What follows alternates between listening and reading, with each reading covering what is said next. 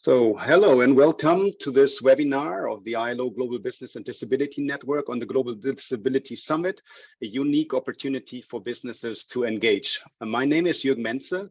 I'm a disability inclusion specialist at the ILO, the International Labour Organization, and I'm very happy to have you with us today. Before we jump into the content of this webinar on the Global Disability Summit, let me just explain that we have next to me on the screen an international sign interpreter, and also you can use the captions in case you need them. We are very excited to host this webinar on the Global Disability Summit today because we really want to see how we can get more companies interested in the Global Disability Summit. Some of you might have never heard of the Global Disability Summit. You will hear, of course, much more about the summit today. And it's really more of an information session and a consultation session. Before I talk a little bit more about what to expect today, I just also want to ask my colleague Aria to launch a poll, which will ask you to say from what type of entity you actually represent today. So the primary target audience at this point in this webinar are, of course, businesses, but we understand that many of you might come from other entities, non-business, civil society, government, and so on. So just to give us an idea of who is with us today, we're asking this poll. And for those who have never heard about the Global Business and Disability Network, we are coming together of currently 40 multinational enterprises, 42 national business and disability networks, and a few non-business associations, organizations, coming together to improve the inclusion of persons with disabilities in the workplace around the world and making it easier for companies, big and small, to include people with disabilities, especially as employees. And with that said, I mentioned that I would talk a little bit more about what to expect today. After my initial remarks, I'll hand it over to the chair of the Global Business and Disability Network, Atos, today represented by Neil Milliken, the global head of accessibility. After Neil, we'll hear from Jose Vieira, the executive director of the International Disability Alliance, which is also in the steering committee of the Global Business and Disability Network.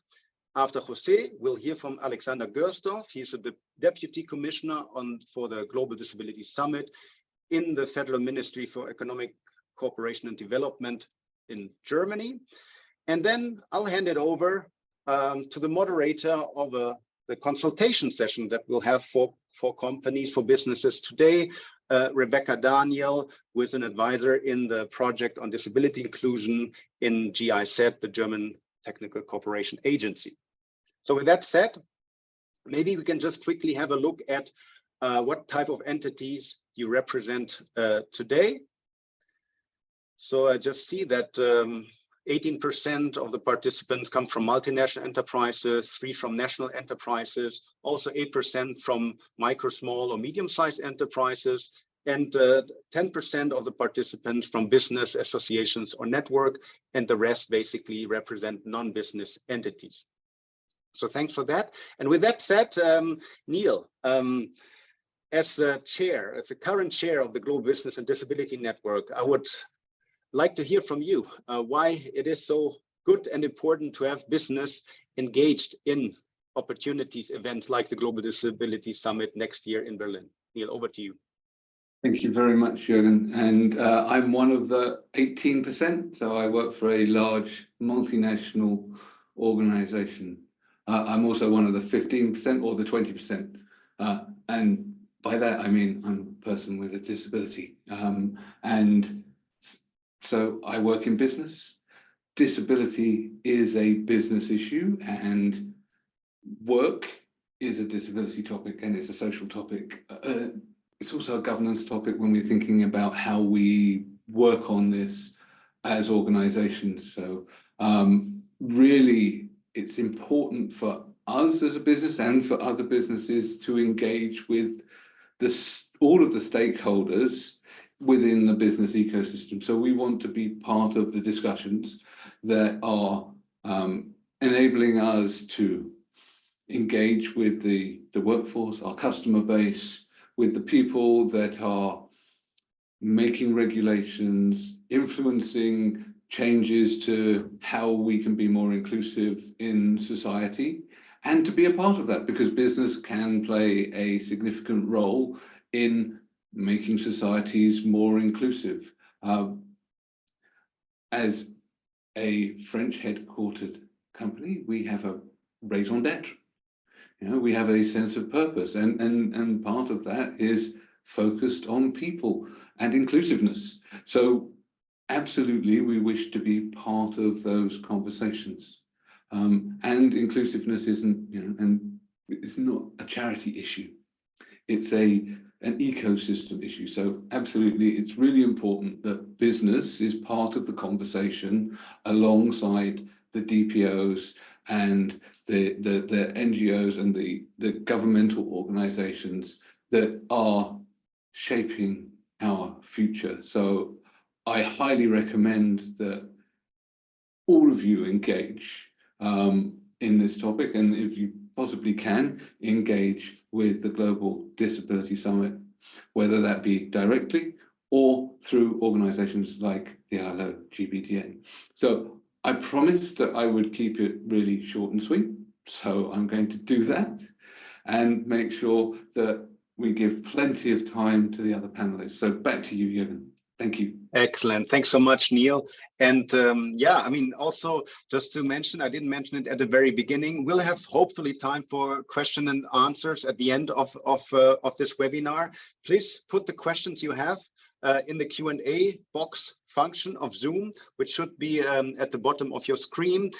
Everything else you can put in the chat, and I see that's already working quite well. People introducing themselves, making friendships and alliances. So please feel free to use the chat for that. But for questions, please the Q&A box. So thanks again, Neil. And now, Jose, you're the Executive Director of the International Disability Alliance. The International Disability Alliance is one of the co-hosts of the Global Disability Summit next year, has been the co-host of the 2 previous Global Disability Summits. So, Jose, over to you. Why is it important to have businesses engaged in the Global Disability Summit next year?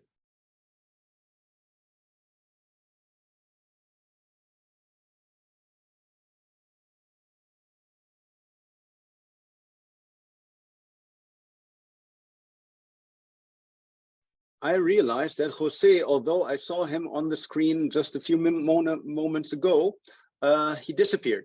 So until he's back, I would then already jump to Alexander Görsdorf from the Federal Ministry for Economic Cooperation and Development in Germany, which in the Global Disability Summit #3 is one of the 3 co-hosts. So Alexander, I know you have a presentation prepared, but before, happy to hear from you. Anything else you want to share? Thank you. Yes, hello. Thank you very much in advance for your time and for coming here.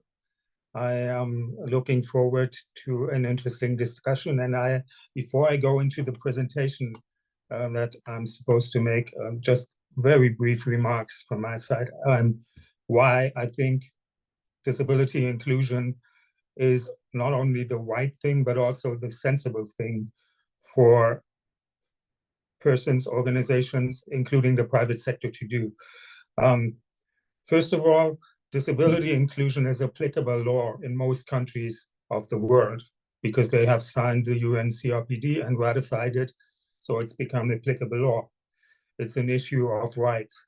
Second, it's also an opportunity in terms of talents, markets, and in the end of the bottom line. I'm not the person you need to trust on that, but ask your colleagues from Atos and from other businesses around here. And last not least, since I'm from an organization, a public authority that deals with development, international cooperation and development, disability inclusion also is an essential enabler of sustainable development. If the world really, the states of the world and the organizations in it really want to achieve the sustainable development goals by 2030, and we're lagging behind, if they want to achieve it, they need the catalyzing effects of disability inclusion. So I'm very happy to have you all here. As Neil put it, to be part of the conversation would be the first and foremost advantage of the Global Disability Summit to you. So now we could go into the presentation.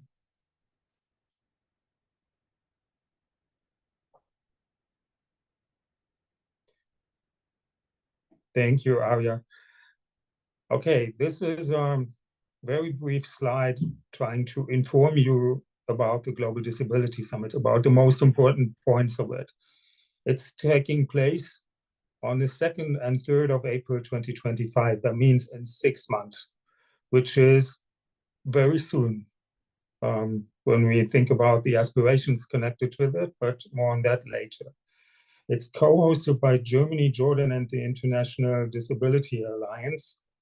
And that arrangement in itself conveys a message, because the International Disability Alliance is the permanent co-host of the Global Disability Summit since 2018. That means it's an enterprise owned by civil society, by organizations of persons with disabilities. And we have various government co-hosts joining them for the several instances of Global Disability Summits to drive the endeavor forward. And that is usually up to now one co-host from the Global North who puts in his or her resources, its resources, and one co-host from the Global South to convey perspectives, to have a multi-perspective view on the endeavor. It's, in its sense, of course, it's a 2-day event, a global conference. So the idea here is to put disability inclusion back on the global agenda, seeing that it has a tendency to sort of slip through the cracks, because there always seems to be something more important than disability inclusion. Some crisis coming, or the lack of money, or whatever else. So this is the first mission of the Global Disability Summit, to do agenda setting as a convention of highest profile political leaders around the world, and also leaders from private sector and from civil society. We need to put the spotlight on disability inclusion again and set it high on the international agenda. The other thing, and that's the third bullet point on the presentation, the other thing is that we do not want it to stay merely a 2-day event and then it's over and that was that. Because at the heart of the Global Disability Summit is what's called a commitments mechanism. We aim to collect commitments from the stakeholders, from the powers that be, from the leaders of different sectors of society, commitments to take further steps for disability inclusion, to advance the rights of persons with disabilities.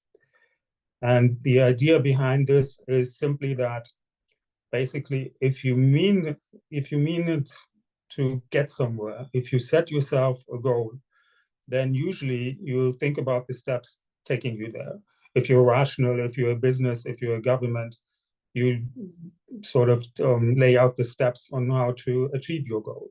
And if you're really serious about it, you might even publish that action plan, if it were that.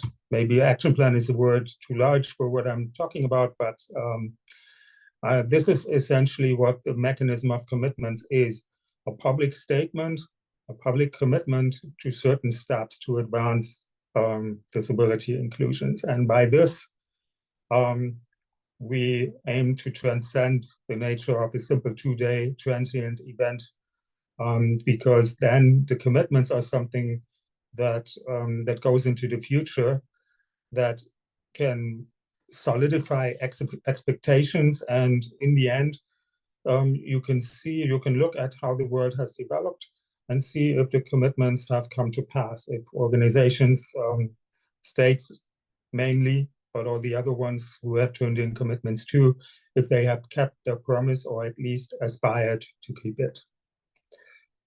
And pulling it all together, I would say it's a unique opportunity for stakeholders from different sectors to come together and to network, to get to know each other, to learn, and to inspire each other.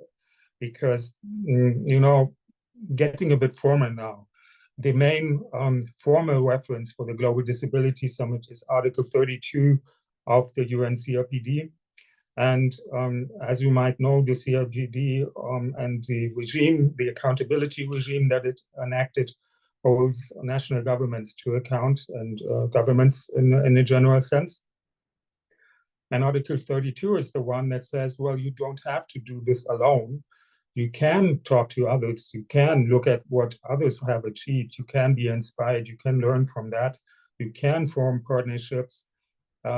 You need not find your own way, start from scratch if someone else already has ideas or already has achievements. So that is the main idea of the Global Disability Summit. And I'm sure Jose will get into that. Jürgen, I would perhaps make the suggestion, I've seen that Jose has joined again. So perhaps we briefly go to him and then I get back and continue with the presentation. What do you think about this? Yeah, great, Alexander. Let's just see if Jose can come in. Jose, there you are. Oh. Sorry, this is Greta. I'm not Jose. Jose is currently unable to join the webinar. He's traveling and has very unstable connection. So he asked me to quickly step in just to say a couple of words. So thank you so much for having Ida here and to ask Jose to speak. My name is Greta Gamberini. I manage the Global Disability Summit Secretariat in an effort to ensure coordination between the three co-hosts and also to centralize all information regarding the Global Disability Summit. I think Alexander already gave quite an excellent overview of what the Global Disability Summit is.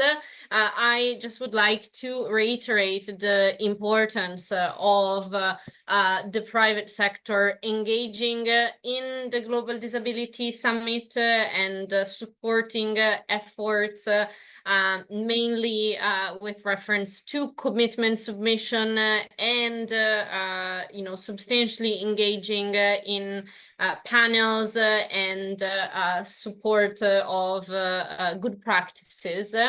The ILO Global Business and Disability Network is the leading voice in connecting the disability sector with the private sector, and we're really, really grateful for this opportunity and for organizing this webinar together with the German Ministry, with BMZ and GIZ colleagues, so that hopefully we can start engaging the private sector more. Thank you so much, Jürgen, and again, apologies on behalf of Jose. No, thanks so much, Greta, for stepping in. We know that sometimes with traveling and unstable internet connection, it's not working. So thanks so much for your remarks on behalf of Ida, Greta, and Alexander. If you then like, you could continue your presentation.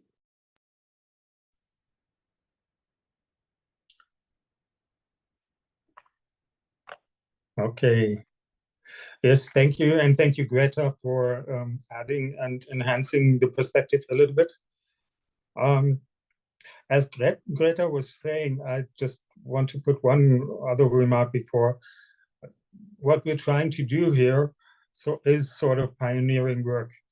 The first Global Disability Summit 2018 really has been a game changer for disability inclusion as a worldwide political issue or topic on the agenda. And the second has reinforced that. But up to now, there hasn't really been a systematic involvement of the private sector. So this is something that we aspire to do with this third edition of the Global Disability Summit. And this is what we're trying to sketch out in this presentation now, and what we're trying to consult you on. So first of all, let me briefly put on the slide about key topics. I think it makes sense to not delve too deep into the different topics, because this would take up a lot of time. If you have any questions about it, then ask them. So for this slide, for my part, only a very few remarks. We have a number of topics, and we came to these key topics not in the executive way by just deciding about them among the co-hosts, or even just one of the co-hosts, but we wanted to include the priorities of the persons responsible for disability inclusion, or by persons with disabilities themselves. So ILO has conducted a worldwide consultations, building on their ongoing work with organizations of persons with disabilities worldwide, and ask them, what are your priorities? What do you think are the most pressing issues? And they have come up with a list of, I think, 13 topics. And it's on the basis of this list that we have started a conversation among the co-hosts and selected the ones that seem most pressing to us. So what you see here is a selection that I have made based on the discussions between the co-hosts and what I think might be something that appeals to you, that connects to your work. But if you have any other interests, please feel free to talk about them or ask about them. I just want to make the point that this is a selection and there are more topics. So one obviously would be what I would subsume under the headline of decent work, connecting or regarding recruitment processes, talents, employment and workplaces, stuff like that. The second one I want to mention is resilient and in disability inclusive cities. We will launch a multilateral initiative, which is going to be called the Resilient and Inclusive Cities Hub. And the idea behind this is to capitalize on the investments that are going on worldwide, trying to make cities and urban living developments, trying to make communities resilient to crisis, catastrophes, and disasters, including climate change. We want to leverage those investments that are already there for disability inclusion by mainstreaming disability inclusion, by making their products and results disability inclusive. It's not supposed to be an initiative, one more initiative beside all the others that are there, but one that's smart in leveraging the investments that are already there. And we think it's relevant because more than 50% of all persons with disabilities live in cities, and cities are disproportionately affected by crises, catastrophes, and disasters. The third one that I wanted to mention is assistive technology. And this is a wide range of technology from physical technology like crutches or glasses to hearing aids, cochlear implants, and all the other high-level digital technologies that are available up to now. And it is including AI, a much debated topic in the disability inclusion community, which we also want to focus on at the Global Disability Summit. And lastly, I want to mention disability inclusive tourism, which is one other particular focus that we have, because we as the co-hosts think that tourism is one of the sectors that interestingly combines for many countries the power to advance things in the areas of decent work on the one hand, for the persons with disabilities who are employed in the fields of tourism. And then on the other hand, because it's a value in itself, if persons with disabilities can travel around the world freely like any other people can too. Of course, there are there are constraints, but if you see them also in this aspect of life, it's one big part of normalizing disability in our common days, you know. I leave it at that with this slide, so we can go on to the next slide, please. What's in it for businesses? I've told you this is sort of pioneering work, and we've tried to define the unique selling point, so to speak, of the Global Disability Summit a bit better than it was before. And to define it also in relation to other large summits going on and other initiatives going on as to, for example, what are the Valuable 500 doing, what is ILO GBDN doing, and this is how we would put it. So on the one hand, as I was saying before, thinking also of Article 32 of the UN CRPD, the Global Disability Summit is a place for learning and inspiring. You'd have access to good practices and innovations in disability inclusions, and it's also a place to showcase one's own efforts and one's leadership in disability inclusion to a global and high-level audience, and particularly to a high-level political audience too. So this is something that maybe sets the Global Disability Summit apart from other events, even though they may be global as well. Additionally, we want to provide a place for networking and partnering. So it's, there's going to be room for discussion, room for meetings with a range of players and actors. So we sort of want to operationalize what Neil has called being part of the conversation, because the conversation is going on at very different levels and taken by very different actors. And we make special efforts to include interlocutors that have not yet been included in the discourse, in the conversation about advancing disability inclusions, so as to not solely have the community that everybody knows at the Global Disability Summit, but new people, fresh organizations, and fresh opportunities. And lastly, we also seek to provide opportunities for impact, mainly by providing the opportunity to join cross-sector and multi-stakeholder initiatives, because we think that together people can achieve more, organizations can achieve more, we all can achieve more, and especially if we combine actors of different kinds of different sectors. Next slide, please. So this, and I think it's the last slide, is to spell out a little bit more concretely how you can engage at the Global Disability Summit. And first and foremost, I want to single out the commitments. As I said, this is the essential mechanism of the Global Disability Summit. And while quite naturally organizations and businesses might have sort of reluctance to submit themselves to new accountability regimes, I would say that in the spirit of what I've mentioned before, of being serious about aims, about being serious about going certain steps, about advancing disability inclusions, because we see the advantages of it.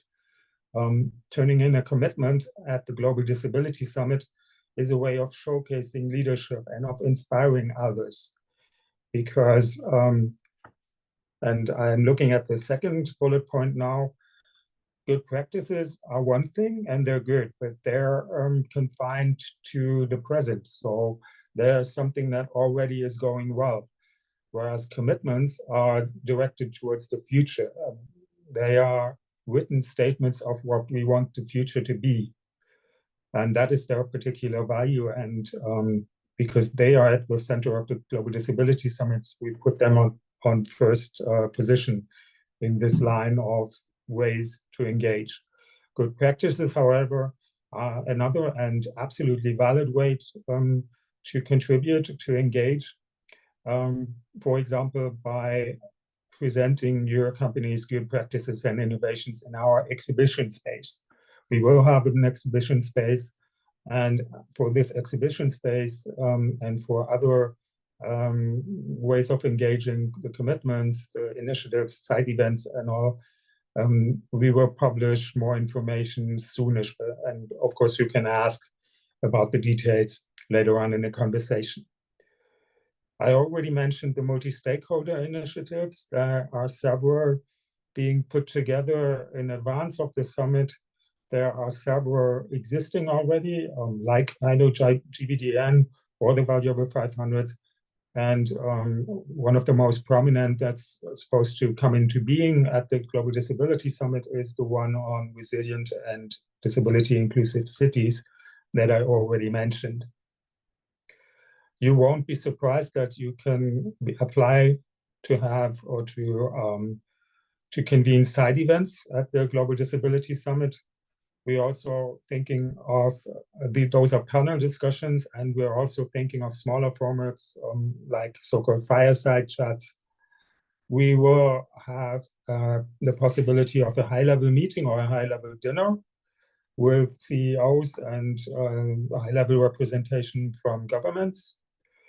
And one last thing, which is rather an idea that we would like to consult you on, if that makes sense to you, would be the idea to have sort of a declaration, a joint private sector declaration at the Global Disability Summit. There will be an overall GDS declaration, but that's more of a thing for state actors. And the question that we would like to submit to you is whether you think a joint private sector declaration would also make sense. Okay, next slide, please.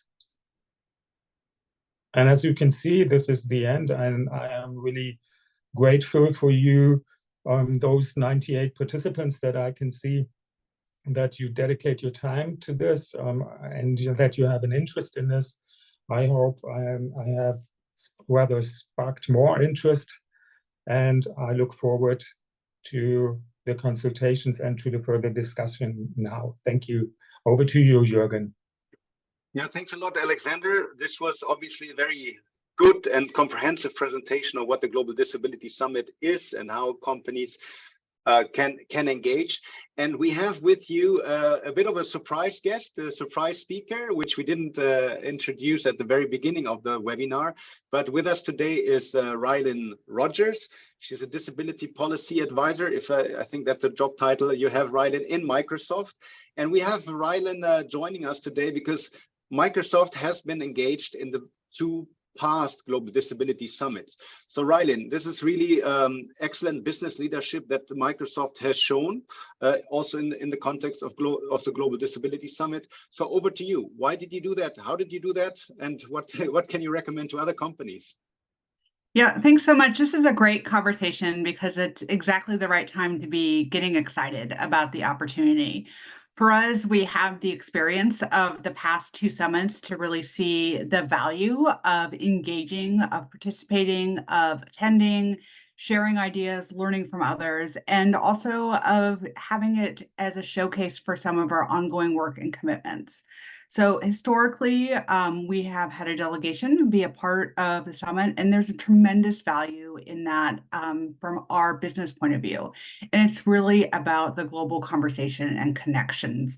It is the one convening that brings together diverse leaders from a policy perspective, diverse leaders from the disability community, many of whom are our primary partners in innovating and growing across the globe, and certainly other businesses with shared value.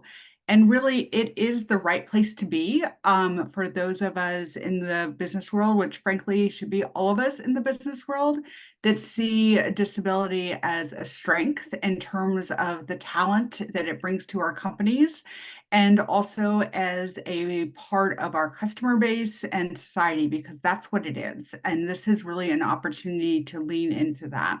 We have made commitments the past two summits, and I recognize, frankly, that that's sometimes a challenging prospect for businesses to make global scale commitments. And it takes a little bit of time to run through your organization, depending on the size, to really think forward. And we've been successful in doing so and navigating because we tie our commitments to our goals, to the work that is what we're striving for, and to the areas where we're engaged.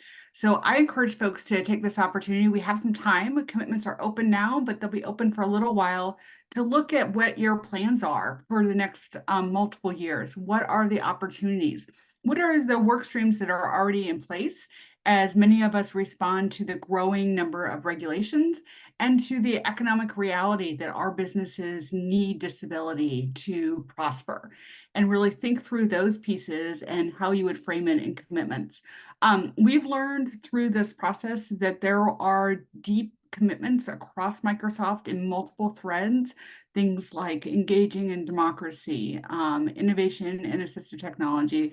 Obviously, we have some things to say about the world of AI, but really looking across our company and seeing what the plans are and pulling that together has given us a centralized place to come back to in the cycle of these summits, to really hold ourselves accountable and work in partnership with the greater community. So I encourage you all to start now, to take a look at what are your plans, what are the opportunities, and where can we join together to share that perspective and create a holistic global conversation around what needs to happen next.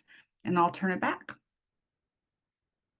Thanks a lot, Rylin, as always, for your leadership personally and as a company. And I see here also in the chat, Marilena from the UAE is also thankful for some work locally there with Microsoft. So really great to see, and to say it's all coming together, and so good to have you with us, Rylin. And I saw I think you got a promotion this month. I just checked your title now is Disability Policy Director. So apologies, we'll put the correct title after the webinar. Thanks so much. No problem. And congratulations. Thank you.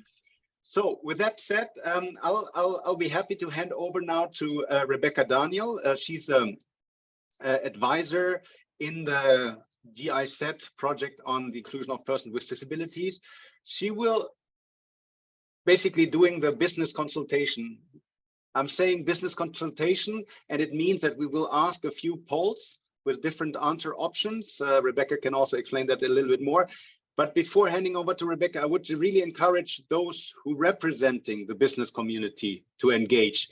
Those who are not business, I think it would be good to, basically ignore the polls, because we really want to get the insights and the views from business representatives in this webinar today. So thanks for your understanding, and over to you, Rebecca.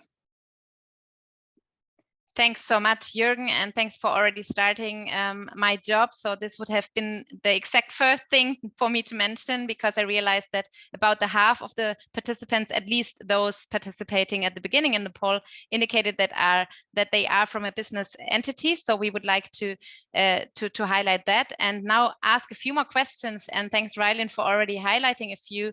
We would like to add a few more questions to this group we are addressing today.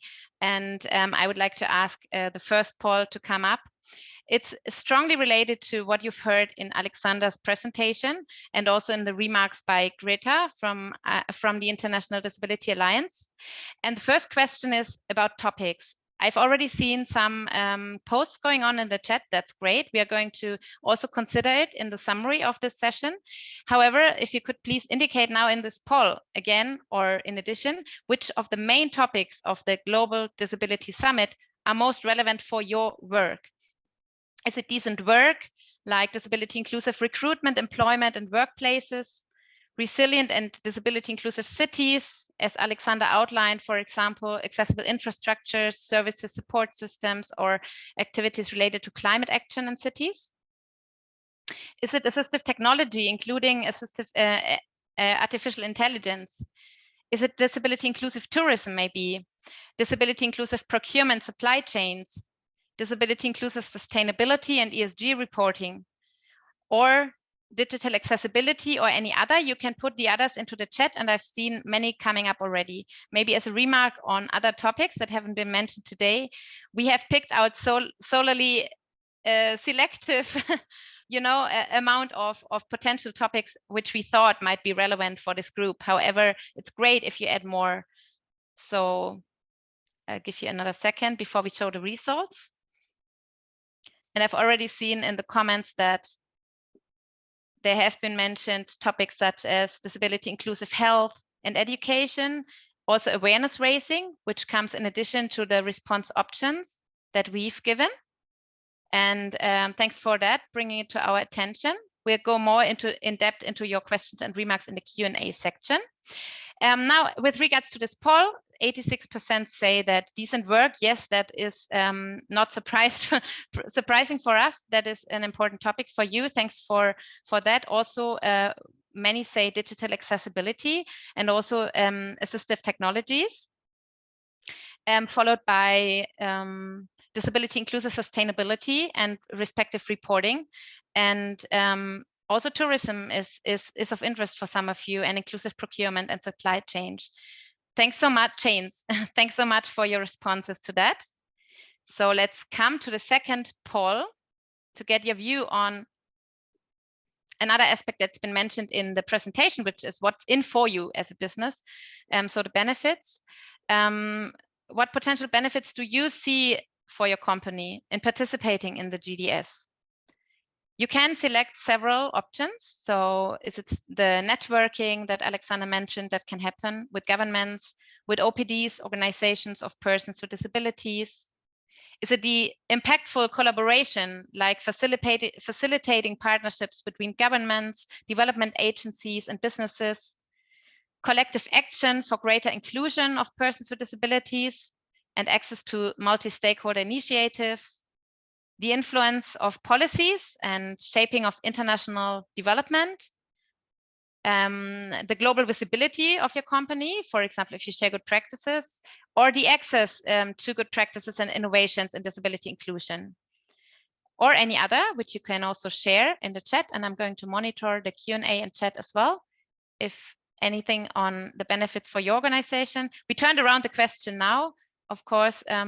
It's also very important to look at what are the benefits of businesses for international development. That's clear, and we've outlined that. But we also want to see how we can engage you best. So maybe we can look at the results of this poll. Great, thanks so much. We have a very big group, says 74% saying that the access to good practices and innovations. That's great to see, as we are having plans there. Also, the collaboration and partnerships building, wonderful. This is the main goal of this, one of the main goals of the summit. And then followed by many saying the networking with governments and OPDs. IDA and its network will be, and the BMZ, of course, will be very pleased to hear that. And we really welcome you to come and to get engaged and to network with us. And then, of course, the collective action that is at the core of everything. Collective action for greater inclusion of persons with disabilities and influencing policy and shaping the international development. Thanks so much. Maybe we can move to the next poll to give you sufficient time for your questions after this. And we are looking now at the last, thing we are most interested at to know how we can best shape the program of the summit and to involve you best in the preparation of it. So we would like to know, from everything you've heard today about potential forms of participation, which forms of participation in the GDS do you prefer most? Would you like to showcase your own good practices, maybe on employment, or as Microsoft just did on other sectors, right? Sectoral engagement in climate action, in inclusive health, in accessible work environment. Would you like to make commitments and inspire others? And this is something that has been stressed as very important. So we would be curious to know if you're also interested in making commitments, if that's something that relates to you and that makes sense to you. Would you like to join multi-stakeholder initiatives in whichever form they look like, on inclusive cities, on a private sector initiative maybe? Would you like to contribute to or sign a private sector declaration? That is a question Alexander raised. Is that of interest? Could that be something that comes out of a group of private sector organizations? Would you like to participate in side events and in workshops, for example, on business and disability inclusion? High-level meetings or work with CEOs and state ministers was mentioned, that this can happen. Is that something that's of interest for you, or are there other things how you would like to get engaged? And I will check again the chat while we are waiting for the results of the poll in a bit.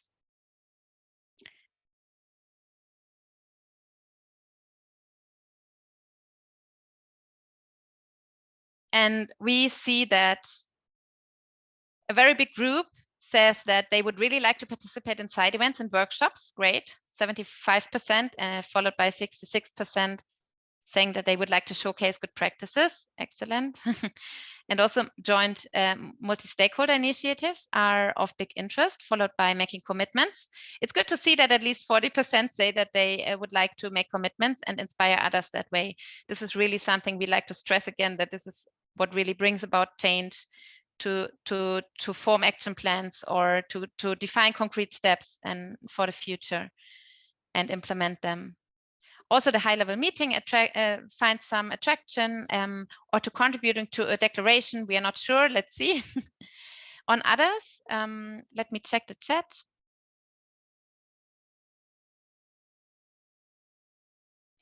Yeah, I think there's a lot of comments. So maybe on the overall polls, and maybe I can summarize them a little bit.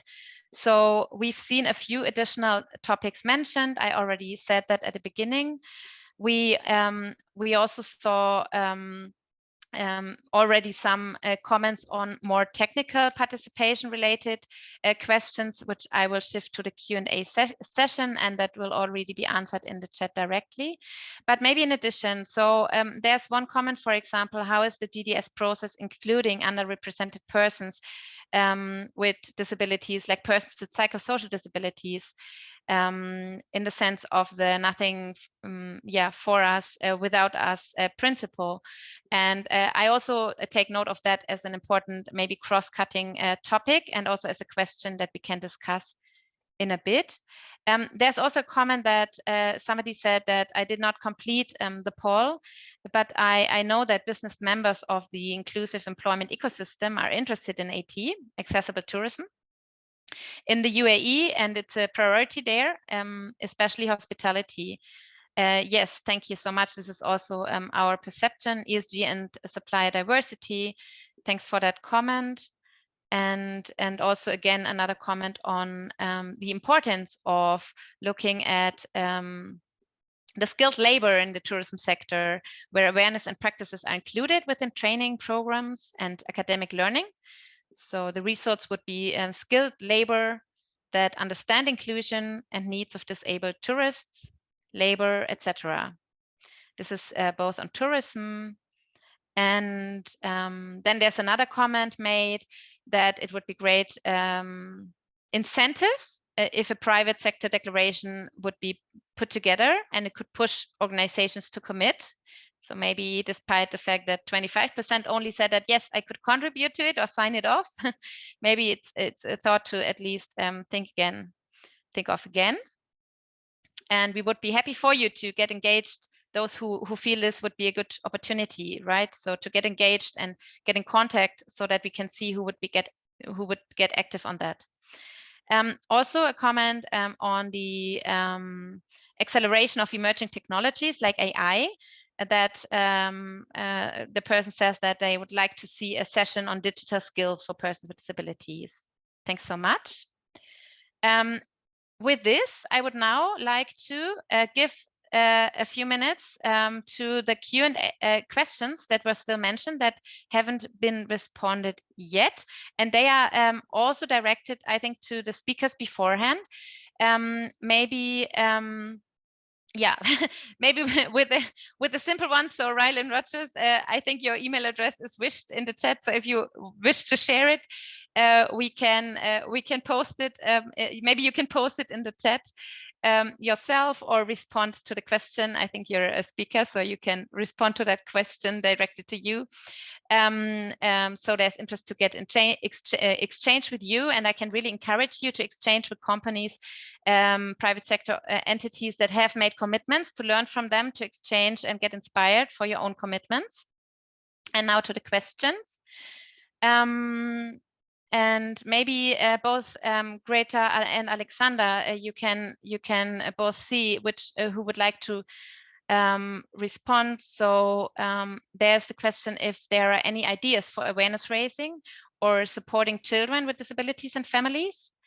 Also refugees, children's are to be considered, since they grow in the host country, as well as native children. And also a reference is made that education is one of the key components to growth of youth with capacities, in order to help children with different types of disabilities, to support them in a professional way, to discover their capacities rather than focusing on disabilities. So maybe this is a little bit on awareness raising, children and education. Would you like to say a few sentences about how that is reflected on the summit? What the plans are so far?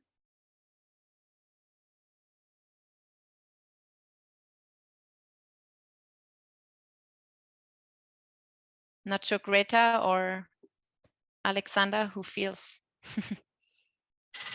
addressed most. Okay. So the question was how we include the topic of education, how we include children, how we include marginalized parts of the community, and that was it, more or less, right? Just to make sure. Okay. Inclusive education will be one of the other key topics. As I said, the list that I presented was a selected one. Inclusive education is, and there are two.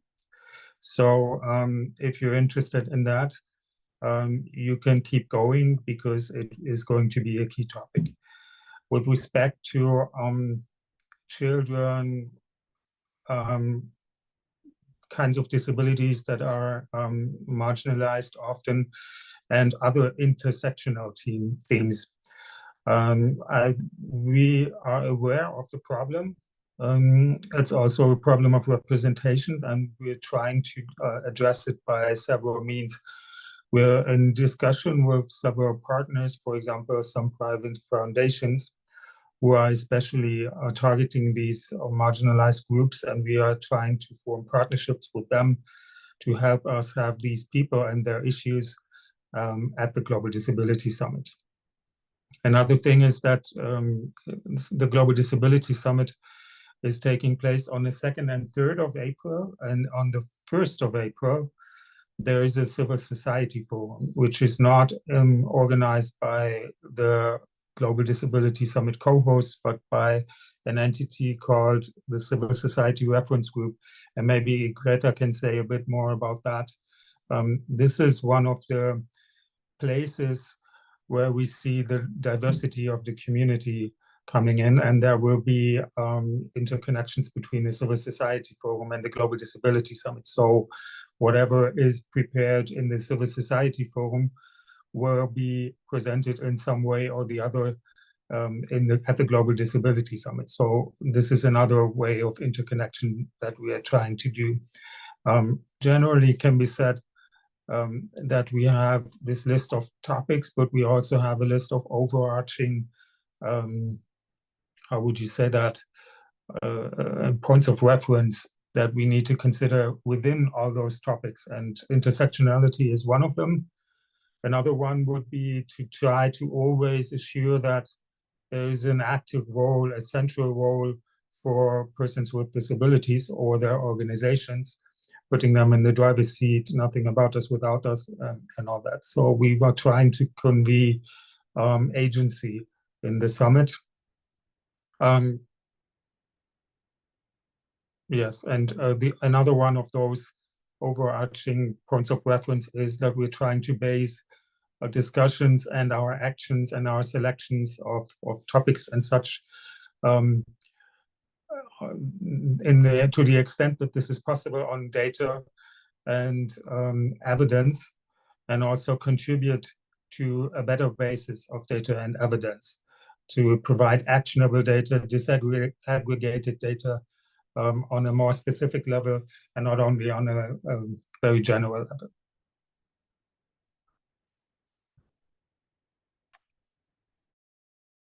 Thanks so much for that. And this was exemplarily, right? I picked out this topic because the topic of underrepresented groups, of most marginalized groups, was mentioned several times, and also especially education and children with disabilities, children with severe disabilities, with intellectual ones is mentioned many times. So that's why I picked out this topic. But there are, as Alexander said, many other topics, and also inclusive health was mentioned as important. So this is very much noted. Thanks so much for the comments. Maybe one more thing before I hand over back to Jürgen. There's a comment made whether there's a link to a common platform after this webinar where discussions and networks can flourish prior to the event and the summit. Greta, I don't know if you want to say one sentence about the platform that is available through the commitments platform as one example, and then we can round up afterwards with other plans with regards to the private sector specifically. Thanks so much, Rebecca. Yeah, happy to mention it. I actually had already posted the platform in the Q&A box in an answer to Murtesa. So as Rebecca mentioned, one of the innovations of the commitment platform this year is to really foster a network of different stakeholders in how they submit commitments and draft their commitments. Once you're registered as an user, there's a possibility to discuss through a forum function, and also in starting to draft plans, draft commitments, there's a possibility to click on a button that says joint commitment, and a possibility to select what you are looking for in a partner for submission of commitments, or what you can offer as a partner for the submission of a commitment. Thanks so much, Rebecca. And of course, there's also my email in the Q&A box, so you're more than welcome to reach out if you would like more information. Perfect. This would have been what I would have said afterwards, as Greta is the GDS Secretariat, or one of the people in the Secretariat. That's a great person to address with further ideas for networking and participation. And with this, I would like to hand over to you, Jürgen, to also give an outlook on other activity that you're planning and ways to get engaged for the private sector. Yeah, thanks a lot, Rebecca. I think these were really interesting results we got through this, this Q&A session, but also the consultation session, which you led on the topics and the benefits and the ways to engage. I think it's something really interesting to work with. Now, just to say, look, we in our Global Business and Disability Network, we are a network. We're networking. We're creating partnerships, alliances, whatever helps companies to do better on disability inclusion.